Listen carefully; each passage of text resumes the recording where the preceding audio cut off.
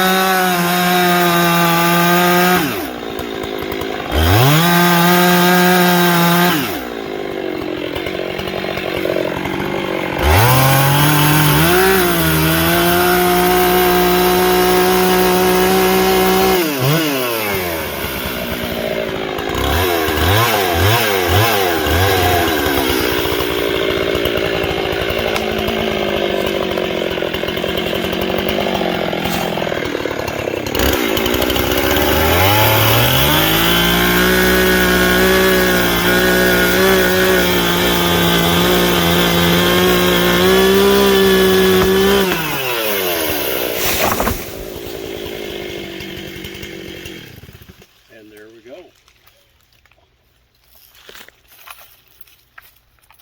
Oh, I'll come up and look at the stump here, Susan, for actual review. And you'll see what we've got here. We've got